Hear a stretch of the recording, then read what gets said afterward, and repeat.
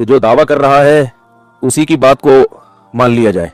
जाके न्यूट्रल होके खुद जाके पंजाब में देख लें, आपके भी रिलेटिव होंगे पंजाब में, बहुत सारी मसाजिद के इमाम होंगे या जितने तलबा बैठे हुए हैं, बहुत सब के ताल्लुकात होंगे ना, उनसे फोन करके पूछ ले क्या ख्याल है भाई, आप इस पर खुश हैं या नाराज हैं। फिर पता चलेगा कि जिन उलमा का आपने नाम लिया काबिल एहतराम उलमा का, उनके अलावा की क्या राय है।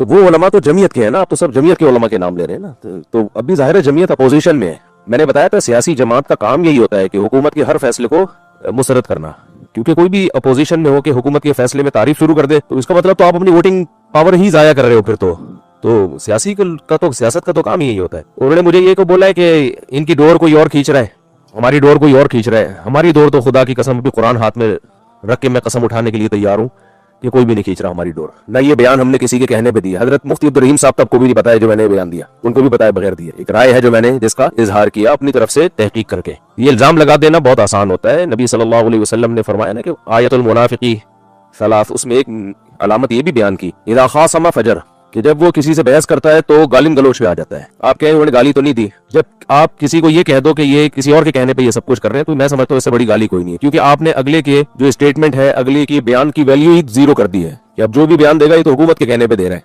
तो मैं कुरान पे अभी भी कसम उठाता हूँ वल्लाह कि ना ये मैंने हुकूमत के कहने पे किया, ना हुकूमत से मेरा कोई लेना देना है, ना हुकूमत से। हमें तो ये देख लो, हमारे तो सही होने की बड़ी अलामत ये है कि जब इमरान खान ने ये काम किया था तो भी हमने तारीफ की थी, मुस्लिम लीगियों ने किया तो भी हमने तारीफ की। हालांकि अगर हम हुकूमत के पिट्ठू होते या किसी सियासी जमात के पिट्ठू होते तो जब इमरान खान करता तो हम मुस्लिम लीगियों ने तारीफ की थी या बुराई की थी? बुराई की थी। अब मुस्लिम लीगी खुद कर रहे हैं तो पीटीआई वाले अच्छाई कर रहे हैं, बुराई कर रहे हैं, बुराई कर रहे हैं। हमारी तो एक पॉलिसी है, हुकूमत जो अच्छा काम करेगी उसको अच्छा कहेंगे, इसमें हुकूमत के पिट्ठू होने वाली कौन सी बात हो गई? क्योंकि हम खुद इमाम है, हम खुद मसाजिद के मौलवी है, इसलिए हमने तारीफ की है कि उलमा को अगर कुछ प्रोटोकॉल मिल रहा है, पैसे मिल रहे हैं, वेल डन, सुभान अल्लाह, बहुत अच्छा। जरदारी भी ये काम करता, मौलाना फजलुरहमान भी ये काम करते तो बहुत अच्छा। और इसी तरह केपीके के बारे में जो बात की है कि केपीके में फला इमाम, वो हालात देख के हमें अंदाजा हुआ है कि जी वो कैसे वो हुकूमत के फेवर में बातें कर रहे हैं और कैसे वो हालात देख के अंदाजा हुआ है। हुकूमत के फेवर में सियासी जमातें जब उनको कोई सीट वीट मिल जाती है ना, तो जितना वो हुकूमत को फेवर देती है इतना कोई भी नहीं देता। ये आप जनरल मुशर्रफ से भी पहले के दौर से आप देखते चले जाओ, जो हुकूमत में होगा वो खिलाफ ही होगा, आप उसके खिलाफ ही होगे। लेकिन जब आपके साथ कोई बार्गेनिंग हो जाए तो फिर आप जो फेवर देते हो वो सबको पता है, मेरा ख्याल है उस पर दो राय नहीं है। और हम तो उसकी भी तावील करते हैं कि भाई सियासी हिकमत का तकाजा ही है। क्या ख्याल है भाई? बाकी केपीके में भी किसने क्या देखा आप जाके देख के आओ। आपके रिलेटिव है ना, आप कितने बच्चे यहाँ केपीके के बैठे हुए हैं? माशाल्लाह बहुत सारे। आप अपने अपने गांव में, इलाकों में फोन करो, जिस इमाम को मुराद मिल रही है, हाँ भाई कोई शराइतनामा तुमसे लिखवाया गया, कोई तुम्हें पर्चे पकड़ाए गए हैं बयान करने के लिए। अगर हुकूमत ने केपीके में पर्चे पकड़ाए हैं तो उसका इस वजीफे से कोई ताल्लुक नहीं है। मुझे नहीं पता पकड़ाए हैं कि नहीं पकड़ाए। अगर पकड़ाई भी है तो आप जाओ जरा उन आइमा किराम से पूछो, आप लोग फोन करो, आज मुझे शाम तक रिपोर्ट पेश कर देना। हाँ भाई तुम्हें इतने पैसे मिल रहे हैं, क्या ख्याल है, सेट चल रहा है मामला? हमारे तो जो भी जानने वाले हैं, जिनको भी मिल रहे हैं, अगर उलमा इसको मुस्तरद कर देते तो पठान तो वैसे ही किसी का गुलाम बनने से नहीं बनता इतने आराम से, वो तो वैसे ही मुंह तोड़ देगा। वो सारे 25-25, 15-15 हजार लेके गुलाम बने हुए, ये कमाल की बात है यार। तो आप न्यूट्रल होके तहकीक करो, आप केपीके में फोन कर दो, इमाम साहब आपको पैसे मिल रहे हैं, कोई हुकूमत ने दबाव डाला आपके ऊपर, कोई मसला हुआ। मेरा ख्याल है हम खुद भी किसी के लिए ना करें और जो कर रहा हो उसमें भी रुकावट डालें, ये नामुनासिब है। हमारे सब लोग, हम मुझ समेत, गाड़ियां लेके घूमते हैं, एक लग्जरी लाइफ गुजार रहे हैं, मैं भी उसमें दाखिल हूँ, 4-4 बीवियां लेके घूम रहे हैं, जहाजों में सफर हो रहे हैं। इमाम को अगर कोई मुराहत मिल रही हो, सिर्फ उसको सियासत की फेंट चढ़ा देना, सिर्फ सियासत, चूंकि अभी मरियम नवाज ने ये काम किया है तो ये मुनासिब नहीं है। और जब वही आपके इत्तेहादी हो, अच्छा मरियम नवाज को लाने वाला कौन है? आप लेकर आए हो ना, पीडीएम के सरबरा तो आप थे, गिराया आपने। हम उनके एहतराम करते हैं मौलाना फजलुरहमान का, उनकी जात पे तनकीद मकसद नहीं है। मेरा मकसद ये है कि हम तो हुकूमत के पिट्ठू नहीं है, लेकिन आप किसी की हिमायत इतनी करो कि अफोर्ड कर सको और तकरीरें करना छोड़ दे। अपनी हैसियत देखो और कायद मिल्लत इस्लामिया हजरत मौलाना फजलुर्रहमान दामत बरकातुहुल आलिया की हैसियत देखें। उस वक्त भी आप उस बात को पी गए, मैं खामोश रहा, मैं चुप रहा, चलो ठीक है एहसास हो गया होगा। फिर आपने हस्बे आदत हजरत कायद मिल्लत इस्लामिया के लिए बातें करने शुरू कर दिए, उनके मौकिफ को, एक हल्के की राय, इतने उलमा की राय को इस तरह डिवैल्यू करने की कोशिश की है। क्या करना चाहते हैं आप लोग? क्या एजेंडा है आप लोगों का? भाई लेना, आप बने हुकूमती कासलिस, हुकूमती टाउट बने, हमें क्या मसला है? आप कभी छुपते हैं उलमाए कराम के नाम के पीछे, कभी छुपते हैं दारुल इफ्ता वल इरशाद के पीछे, कभी छुपते हैं जामिअतुर रशीद की वजह से, कभी छुपते हैं उलमा के बोर्ड की वजह से। अगर इतना आपको सियासी मैदान में आने का शौक है ना, बनाएं अपनी सियासी जमात और आए इस मैदान में। जितना दाल, तेल, पानी का भाव है ना, वो सारा आपके सामने आ जाएगा। मुफ्ती साहब मैं तो बहुत हैरान हूं, हमने तो आप लोगों का इतना दिफा किया, अपना समझ कितना दिफा किया कि अपनी सैयदा माँ को गालियां दिलवाई, अपनी बहनों के, बीवियों के, बेटियों की गालियां मैंने बर्दाश्त की, आपका तहफ़्फ़ुज़ किया। इसी तरह हजरत मौलाना मुफ्ती अब्दुल रहीम साहब के ऊपर जब इस तरह ये बिल्ले हमले आवर थे और मौलाना की सफेद ऋषि तक कभी हया नहीं कर रहे थे, मैंने उस वक्त भी कितने ही लोगों की गालियां बर्दाश्त की, पर आपको अपना समझा, आलिम दीन समझा और एक मदरसे का साथी समझा और आपका तहफ़्फ़ुज़ किया मैंने। आपको इतना भी जो है ना, क्या कहते हैं, ख्याल नहीं आया विफाकुल मदारिस अल अरबिया के ओरिजिनल अकाबरीन के लिए आप क्या प्लास्टिक के डमी अकाबरीन बन रहे हैं? इन जुमला अकाबर के मुकाबले में, हजरत मौलाना फजलुर रहमान जैसे बंदे के मुकाबले में आप उनकी राय, जाती राय, छोटा वैल्यू फला, इस तरह के मामलात में आप बात करते हैं। कुछ तो ख्याल करें मौलाना, आप कहां बैठे हैं? इसीलिए मैंने ये लहजा इख्तियार किया है। इसमें आप लोग संभल गए, वरना मैं भी इंशाअल्लाह ताला कमर कस के बैठा हूं, मैं टिट फॉर टिट जवाब दूंगा। याद रखें, एक पत्थर उठा, एक इंशाअल्लाह ताला पहाड़ से जवाब दिया जाएगा। मुझे आप मेरी जबान से नहीं रोक सकते और मैं ऐसे जवाब दूंगा जैसे जवाब देने का हक है। खबरदार जो विफाकुल मदारिस अल अरबिया क्या काबिरीन को ज़ाती राय कहा या हजरत कायद जमीयत मौलाना फजलुर रहमान की बात करके और झूठ बोल के अवाम के सामने कि जी ये लोग भी तो हुकूमती तनख्वाहें लेते हैं, हुकूमती मराहत लेते हैं। भाई वो अवामी ओहदा है, मौलाना फजलुर रहमान अवामी ओहदे पर बैठे हैं, वो MNA हैं, तो अवामी ओहदे पर उन्होंने बैठ के हुकूमत को ये एहसान नहीं कर रही, उनको जो तनख्वाह दे रही है आप उसको उठा के कहते हैं नहीं इमाम मस्जिद को भी उसकी तनख्वाह दी जाए। दलाई का जवाब ना दलाई से दिया करें, वो बिल्कुल खतीबाना ये भी है, फलाना दामत बरकातुम, फलामत दामत बरकातुम। भाई जितने दामत बरकातुम का आपने नाम लिया उनके अलावा सब हमारे हामी है इस फैसले में, वो मीडिया पे नहीं है। लोग मुफ्ती तकी उस्मानी साहब का हवाला दे रहे हैं कि हम मदारिस लोग हुकूमत से मुराद नहीं लेंगे, तो मदारिस को मुराद कौन दे रहा है भाई? हजरत मुफ्ती तकी साहब ने इमामों के बारे में कुछ भी नहीं कहा, मदारिस के बारे में कहा है। तो ठीक है, जिसका जो मदरसा है वो उसमें उसको इख्तियार है कि हुकूमत से, जामिया ने भी नहीं लिया आज तक हुकूमत से कोई मुराद, कभी भी नहीं, 1 रुपया नहीं लिया हुकूमत से मदरसे के लिए, तो ना अपनी जात के लिए लिया हजरत मुफ्ती इब्राहिम साहब। हाँ, ये एक मुराद तो सब लेते हैं कि कानूनी पेचीदगी आई हुई हो, कहीं रजिस्ट्रेशन का मसला हो, ये मुराद तो फिर इसके तो गवर्नमेंट के अलावा कोई कर नहीं सकता ना। हजरत मुफ्ती इब्राहिम साहब के बच्चों के आप जायदादें देख लो कितनी है,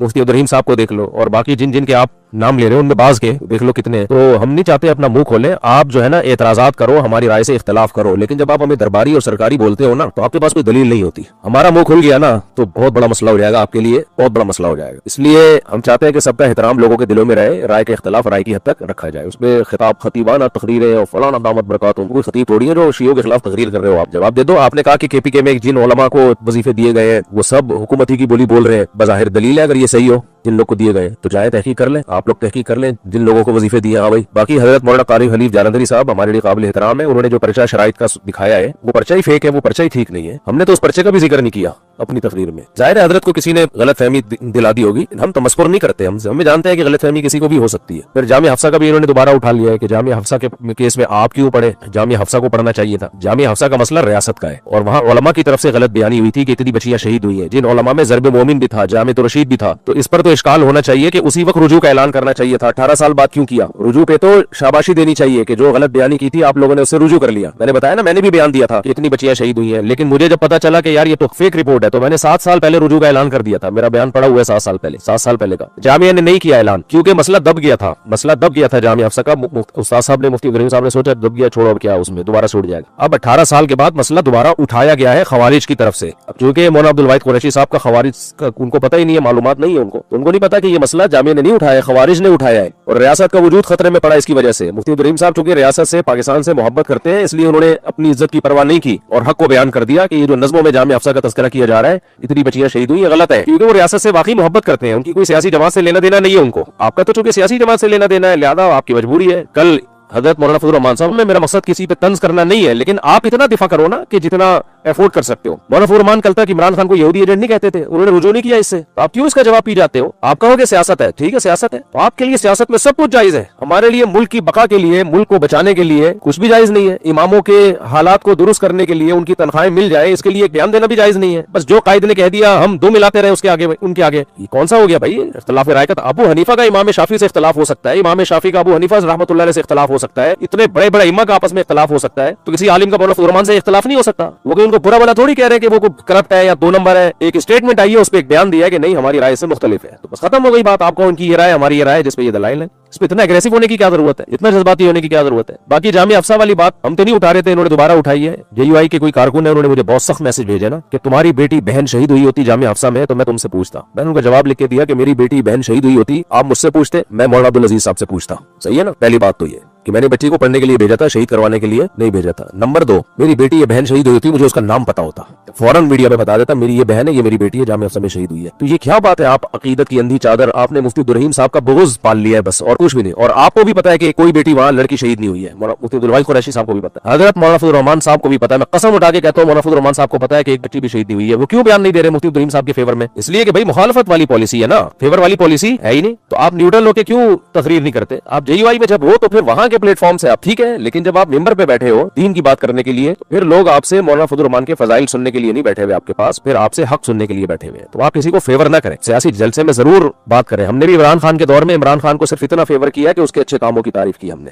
जो अच्छे काम किए बस। बाकी जो अगर मैं कहीं एग्रेसिव हुआ तो वो भी मुखालफत की उरूज पे पहुंची हुई थी। जो भी अच्छा काम किया जा रहा है उसमें ये साजिश है, ये साजिश है, ये साजिश है, तो फिर तो हमारा बनता था ना। और ये क्योंकि मौलानाओं की तरफ से हो रहा था ये सब कुछ, तो फिर मैं भी तो मौलाना हूं ना, तो कम से कम आवाम को ये मैसेज तो जाना चाहिए था कि भाई सारे मौलाना इसमें एक राय पर नहीं है। तो बयान आया है ना, जज्बाती बयान, और इससे बच्चे तो बेचारे सादा लौह बच्चे तो इन जज्बाती चीजों से मुतासिर होते हैं, पढ़े लिखे लोग इन चीजों से मुतासिर नहीं होते, वो तज्जिया करते हैं। तो केपीके में अगर हुकूमत ने आवाम को खरीद लिया है, तो उलमा को खरीद लिया, तो केपीके में आपके बहुत सारे रिलेटिव हैं तो होंगे यकीनन, जाओ फोन करो उनको, क्या खरीदा भाई। और वो जो शराइतनामा पढ़ के सुनाया गया है हजरत मौलाना हलीफ जालंधरी साहब की तरफ से, फर्ज कर लो वो ठीक भी है, तो उसमें कौन सी गलत बात लिखी हुई है? वफाकुल मदारिस से जब किसी मदरसे का इल्हाक होता है, इसी टाइप की शर्तें उसमें भी लिखी हुई है, रियासत के खिलाफ नहीं जाएंगे, ये नहीं होगा, वो सारी शर्तें तो एक कॉमन सेंस की है। हाँ, ये नहीं होना चाहिए कि इमाम को लिखा हुआ खुतबा दिया जाए, इसके हम खिलाफ है, इमाम अपनी मर्जी से बयान करे। और बाकी ये कि हुकूमत 25,000 में उलमा को खरीद लेगी। असल में जितने पंजाब के उलमा है ना, जब मेरा बयान गया वो सारे खुश है मेरे बयान से। उलमा से मुराद जो मसाजिद के इमाम है, और जो इमाम नहीं है वो सारे नाराज हैं। ये होता है। अब जाहिर है जो इमाम नहीं है उनकी तादाद ज्यादा है, तो उनकी नाराजगी से हमें कोई वो नहीं है, फिक्र नहीं है, क्योंकि वो कुछ ले नहीं रहे ना, उनको कोई फायदा नहीं मिल रहा। तो जब कुछ मिल नहीं रहा होता तो बैठ कर बयान देते रहो। तो इस बेचारे के पाँव में पहनने के लिए चप्पल नहीं है ना, आपने कोई इंतजाम किया उनके लिए। वफाकुल मदारिस में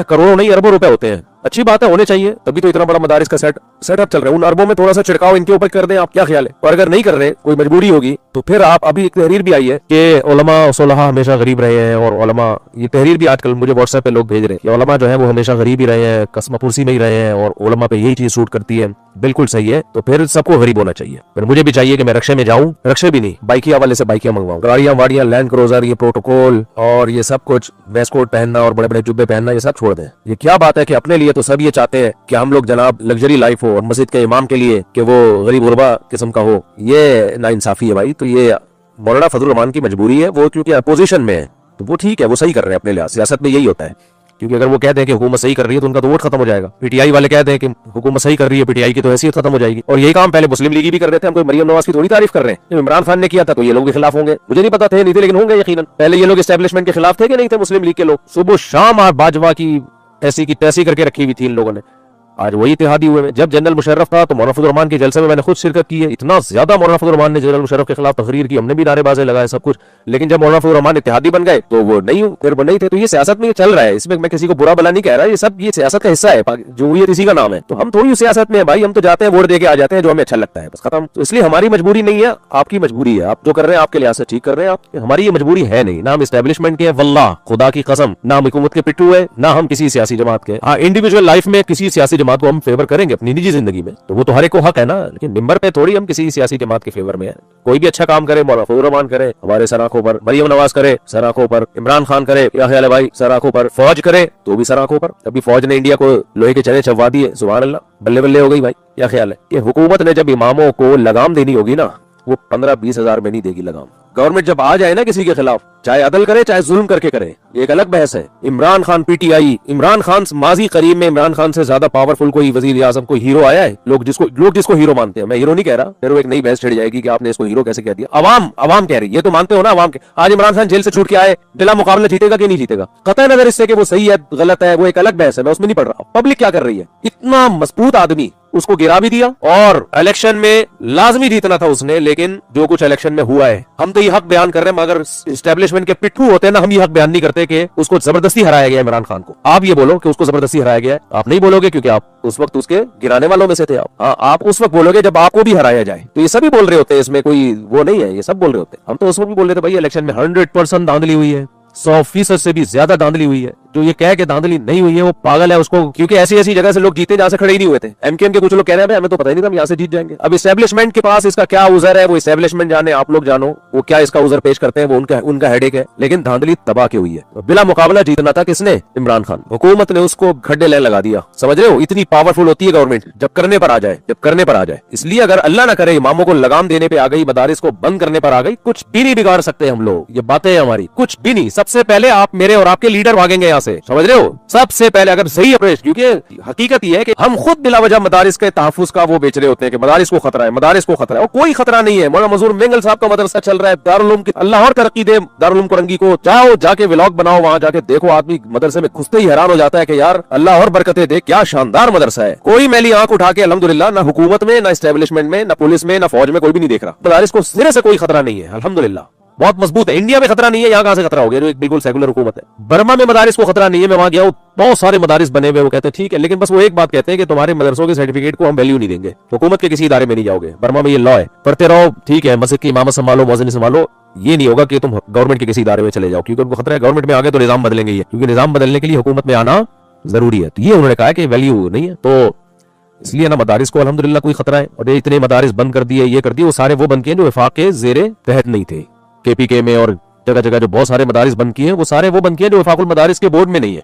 आप वफाकुल मदारिस के बोर्ड में आ जाओ, आप महफूज हो जाओगे। अब मैं इससे कहूं कि वफाकुल मदारिस हुकूमत का पिट्ठू है, ये इल्जाम गलत होगा क्या? नहीं होगा कि जो वफाकुल मदारिस में आता है वो महफूज हो जाता है। मैं एक मदरसा है उसको हर महीने में ताउन करता हूँ, केपीके में है, 2 साल से ताउन कर रहा हूँ। अब जब हमारी एमटीएम फाउंडेशन बनी तो मैंने मदरसे कल मैंने फोन किया उसको, हमने मशवरा किया कि अब मैं पर्सनली ताउन करने के बजाय अपने जाती अकाउंट से फाउंडेशन से ताउन करूँ, एमटीएम फाउंडेशन से। मैंने उनको कल फोन करके पूछा है, आपको नंबर भी देता हूँ, आप जाओ मदरसा भी देख लो और उसके मोतमिम से तहकीक भी कर लो। मुफ्ती तारिक मसूद का कल फोन आया था कि नहीं आया था। मैंने कहा कि मैं अब आपके साथ जो है ना फाउंडेशन के जरिए ताउन करूंगा ताकि एक लीगल वे में काम हो। तो हमारे साथियों ने मशवरा ये किया है कि अगर आप वफाकुल मदारिस के तहत रजिस्टर्ड हैं तो हम ताउन करेंगे, वरना हम ताउन नहीं करेंगे। क्योंकि वफाकुल मदारिस के तहत रजिस्टर्ड नहीं हो तो ऐसा ना हो हम ताउन करें, कल हुकूमत गिरफ्त कर ले कि भाई ये एक ऐसा मदरसा, कोई दहशतगर्दी तो नहीं पल रही यहाँ पे, क्या हो रहा है। तो उन्होंने कहा हम वफाकुल मदारिस के तहत है। मैंने कहा कुछ सर्टिफिकेट भेजे, कोई डॉक्यूमेंट अभी भी पड़े हुए हैं, मोबाइल में दिखा सकता हूँ। कल उन्हें भेजे डॉक्यूमेंट्स, ये देख लो। तो जैसे ही डॉक्यूमेंट्स आए हैं मैंने कहा ठीक है, अब आपको हर महीने वो ताउन फाउंडेशन की तरफ से मिलेगा। हम तो ताउन कर रहे हैं वफाकुल मदारिस के साथ, क्योंकि हमारे अपने लोग हैं, हमें कोई वो नहीं है। एक इख्तलाफ राय है कि भाई एक ऐसा बोर्ड होना चाहिए जिसकी सर्टिफिकेट की वैल्यू ताकि हुकूमत में जा सके, वो तरीका भी ठीक है। तो जितना है इख्तलाफ उसको उतना रखो ना, एकदम इतना जज्बाती क्यों होते हो। तो वफाकुल मदारिस के तहत है वो मदरसा, तो हमने कहा हमें ताउन करने में कोई टेंशन नहीं होगी। टेंशन इसलिए नहीं होगी, गवर्नमेंट को हम दिखा सकते हैं भाई एक रिलायबल मदरसा है, एक रजिस्टर्ड मदरसा है। तो मदरसा वही सेव है जो वफाकुल मदारिस के या किसी रिलायबल बोर्ड के तहत हो। जो बोर्ड के तहत नहीं है वो सेव नहीं है। तो गवर्नमेंट तो आपको सेव कर रही है, आप वफाकुल मदारिस में आ जाओ, किसी बोर्ड में आओ, मजमा में आओ, विफाक में आओ। तो इसलिए भाई हुकूमत मुखालिफ, हुकूमत की हर चीज में मुखालफत करना आपकी मजबूरी है, हमारी मजबूरी नहीं है। तो आप जो जितनी है बात उसको उतना रहने दे। बाकी बयान शुरू करने से पहले ये तंज करना कि ये तो आपकी डोर किसी और के हाथ में, ये किसी आलिम के जेब नहीं करता। ये इल्जामात लगाना, पॉलिसियों से कोई इख्तलाफ करो तो इल्जाम, नियतों पे शक ना करो। बाकी हम पे ये भी इल्जाम लगाए जाते हैं कि जी पहले जिहाद करते थे, अब जिहाद से यू टर्न ले लिया। हर बात का मुफ्ती तरीम साहब जवाब दे चुके हैं, हर बात का। मुल्ला उमर के दौर में हमने बहुत ताउन किया है। उसकी वजह थी कि मुल्ला उमर किसी अफगानिस्तान को किसी सरजमीन के खिलाफ इस्तेमाल करने के कायल नहीं थे।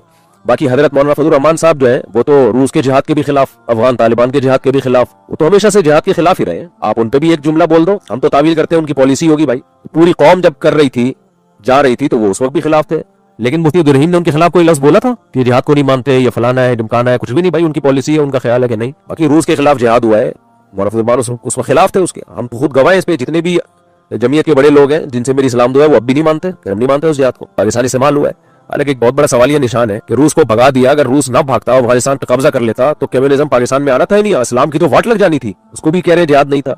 फिर मुल्ला उमर का दौर आया, मुल्ला उमर अफगानिस्तान के लिए लड़ रहे थे, खिलाफत कायम करेंगे। हमें मुल्ला उमर से, हमसे ज्यादा मुल्ला उमर को कौन जानता होगा। तो उस वक्त भी साथ दिया। जब देख लिया कि भाई वो ट्रैक से हट रहे हैं, ये तो हक परस्त होने की अलामत है। उनके बाद जब देख लिया कि लोग ट्रैक से हट रहे हैं और अब वहां उनकी सरजमीन को पाकिस्तान के खिलाफ इस्तेमाल किया जा रहा है, और इंडिया से उनके, तो आपने देखा नहीं इंडिया से कितने गहरे ताल्लुकात बन रहे हैं उनके, इसके बाद भी हिमायत करें। तो जो उस वक्त सूटेबल था वो उस वक्त किया मुफ्ती इब्राहिम साहब ने, जो इस वक्त है वो इस वक्त किया। हालात के लिहाज से पॉलिसी चेंज हुई। आप पर सवालिया निशान है कि आप किस तरफ खड़े हो। अभी आप उनके साथ हो या पाकिस्तान के साथ हो? पहले आप उनके साथ थे या रशिया के साथ थे? किसके साथ थे आप? तो आपकी पॉलिसी अभी तक वाज़ेह नहीं है, हमारी तो बिल्कुल 2 और 2 4 की तरह है। जिस वक्त जो हालात हुए उसके हिसाब से बात कर ली। पहले भी किसी से नहीं डरते थे, अभी किसी से नहीं डरे। समझते हैं कि नहीं समझते? तो रियासत बचाना अलग चीज है, एस्टेब्लिशमेंट का पिट्ठू बनना अलग चीज है। नाम पहले पिट्ठू थे, ना अब है, ना इंशाअल्लाह आइंदा होगी। हमें जरूरत ही नहीं किसी का पिट्ठू। और ये मजमा बनाने का, इसमें खुफिया एजेंसी का कोई किरदार नहीं है। मजमा जो बोर्ड बनाया है, तालीमी बोर्ड बनते रहते हैं, इसमें ISI का या एस्टेब्लिशमेंट के फरिश्तों को भी पता नहीं होगा कि जब ये मजमा बन रहा था, आपकी राय से इख्तलाफ हुआ, एक बोर्ड बनाया, आप उस पर जो इश्कालात है करो।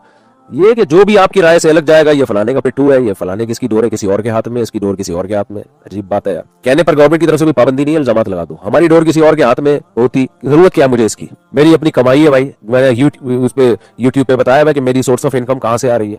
मेरे अकाउंट है, जाके देख लो, उसके अलावा कुछ और आता हूँ। सही है ना। फाउंडेशन तो अब बनी है जाके, वो भी जितने पैसे आए सारे सवात में हमने टैंकियों में लगा दिए, पानी की टैंकियों में, और चंद कुछ तालीम में लगाई, कुछ मदारिस में बांट दी हमने, उसमें भी हम पैसा नहीं छोड़ते। और फाउंडेशन भी कितनी मुश्किल से बनी। एस्टेब्लिशमेंट के होते फौज हमें खुद फाउंडेशन बना के देती, अभी 4-5 साल लगे हैं, लोहे के चने चबाए तब जाके एक छोटी सी फाउंडेशन रजिस्टर्ड हुई है कवाकिब कुछ नजर आते हैं कुछ। तो हम नहीं बोलते भाई एस्टेब्लिशमेंट की। हाँ, रियासत को हम पाकिस्तान जिंदाबाद, क्योंकि पाकिस्तान है तो हम लोग हैं, पाकिस्तान नहीं है सबका बेड़ा गर्क हो जाएगा। तो ये बात मौलाना फजलुर रहमान भी करते हैं। जब वो करते हैं तो वो ठीक है, हम करें तो हम प्रैक्टिकली भी करते हैं। पॉलिसी ऐसी बनाते हैं जो स्टेट के अगेंस्ट आ जाए। समझते हो कि नहीं समझते? तो मौलाना अब्दुल वाहिद साहब को मेरा पैगाम पहुंचा दें कि अभी अपना लबो लहजे में थोड़ी शाइस्तगी पैदा कर लें। और अब तकरीरों का दौर चला गया है। आपने जो दलील दी है कि पंजाब के इतने सारे उलमा आइम्मा इस फैसले पे नाराज हैं, एक तो आप मौलाना फजलुर रहमान को सारे उलमा का क्यों लीडर बना के पेश कर रहे हैं? बहुत सारे उलमा के हैं, लेकिन सब उलमा के नहीं है, बहुत सारे उलमा के हैं। जामिअतुर रशीद ने तो विफाक से अलग ही इसलिए हुआ है कि मौलाना फजलुर रहमान का इन्फ्लुएंस उसमें बहुत ज्यादा बढ़ गया था। जामिअतुर रशीद का कहना यह था कि दस्तूर जो है हमारा, जो विफाकुल मदारिस के दस्तूर में तो एक शर्त है कि सियासत से ताल्लुक नहीं होगा। ये तो अब सियासी लीडर का इन्फ्लुएंस इतना ज्यादा हो गया इसमें, तो मौलाना फजलुर रहमान के फेवर में होने के बावजूद कि भाई ठीक है उलमा का असेंबली में रहना जरूरी है, लेकिन मदरसे को अलग करो। मदरसे में PTI के भी होंगे, मुस्लिम लीग के भी होंगे, तालीमी इदारों में तो सब तरह के लोग होंगे, उसमें किसी सियासी जमात की छाप नहीं लगनी चाहिए। पेंटपीरियो का भी नहीं है, हाँ बरेलवियों का अलग बोर्ड है। इसमें क्या है? रायबंड का अलग बोर्ड, वो तो देवबंदी है रायबंड वाले, वो तो विफाक के तहत नहीं आते। इतनी सी बात है, आपको क्यों इतना ज्यादा वो इस पे शोर शराबा शुरू कर दिया आपने? जामिया का हदफ अलग है, बार बार बता रहे, वो हदफ विफाक में रह के हो ही नहीं सकता। तो इतने सारे मदारिस, सारा नजला आपका अकेले मुफ्ती इब्राहिम साहब पे गिर रहा है, इसलिए कि भाई वो इन्फ्लुएंस कबूल नहीं कर रहे, वो असर कबूल नहीं कर रहे उनका। वो कह रहे भाई हम तालीमी बोर्ड बिल्कुल सियासत से क्या होगा आजाद। आपको फिर सियासी बयान देते क्यों है? सियासी बयान नहीं देते। सियासी बयान तो ये होता है कि मुस्लिम लीग के हो तो मुस्लिम लीग को फेवर कर रहे हो, PTI के हो तो PTI को फेवर कर रहे हो। इतनी स्टेटमेंट तो उलमा की जिम्मेदारी होती है कि गवर्नमेंट लेवल पे, जब गवर्नमेंट लेवल पे कोई आता है, चाहे मौलाना फजलुर रहमान हो चाहे जरदारी हो, तो हुकूमत पाकिस्तान का फैसला होता है। फिर वो किसी शख्सियत का फैसला नहीं होता। तो मरियम नवाज के इस फैसले पर एतराज जो करना चाहिए था ना, वो ये करना चाहिए था। ये एतराज करते तो मैं भी साथ देता। तो एतराज ये है, लॉलीपॉप तो नहीं है, लारे रपटे तो नहीं दिए जा रहे कि 25,000 हम देंगे, क्योंकि बाज दफा सियासी लीडर बड़े बड़े वादे कर लेते हैं, हम देंगे 25,000 देंगे, और इमाम हमारे लिए मुकद्दस है, और इमाम ये है, इमाम ये होता है। तकरीरें कर ली, इमाम भी जोश में आ गए और सब फेवर में चले गए, बाकी धेला भी नहीं मिल रहा। तो पहली बात ये, हुकूमत पंजाब इस फैसले को यकीनी बनाए, मिलेगा, ये हवाई बातें नहीं है। नंबर 2, आपके जाने के बाद भी मिलेगा, इसको पक्का काम करके जाओ आप। ये नहीं होता कि जब तक आपकी हुकूमत हो तो मिलेगा, जब आपकी हुकूमत गई तो गया, ना ना ना, ये गलत है। आप मरियम नवाज साहिबा से हम अपील करते हैं कि आप ये पक्का काम करें। ये वजीफा तमाम इमामों को, पंजाब के तमाम इमामों को मिलेगा, चाहे आपकी हुकूमत रहे चाहे हुकूमत ना रहे। ये इतराज करते हैं, हम साथ देते हैं, ये इतराज बनता है, मिलेगा इंशाल्लाह, इमामों को वजीफा मिलेगा। और जिसने गुलाम बनना होगा वो पहले ही बना हुआ है, और जब हुकूमत ने लगाम देनी होगी तो वो वजीफे के बगैर भी दे सकती है। PTI की मिसाल, MQM तो इतनी पावरफुल थी तुम्हारे तस्वुर से ज्यादा। उसके जब लगाम दी है तो उसका तोड़ ताड़ के बराबर कर दिया उसको। कल मैं मुक्का चौक से गुजरा हूं तो मुक्का चौक में मुक्का ही नजर नहीं आ रहा, अबे वो मुक्का चौक का नाम ही तब्दील कर दिया। तो मैं और आप किस खेत की मूली है मेरे भाई? तो लेकिन चूंकि हुकूमत मदारिस के खिलाफ है नहीं, असल बात यह है। मेरा गिलगित का जो सबसे पहला सफर हुआ था, JUI के एक कैंडिडेट थे जो इलेक्शन में खड़े हुए थे, उनके मुकाबले में दूसरा कोई था, तो मैं सिर्फ जितवाने गया था उनको। समझ रहे हो? कोई रिलायबल आदमी JUI में नजर आए, हम जितवाते हैं उसको। तो हम तो न्यूट्रल है भाई, प्रैक्टिकली न्यूट्रल है, सिर्फ हवाई बातें नहीं है। जो अच्छा आदमी आएगा, जमात इस्लामी का नाजिम ने पूरा इलाका बना दिया हमारा, मैं आजकल उसको फेवर कर रहा हूं। अबे हमें तो इलाका ठीक करवाना है।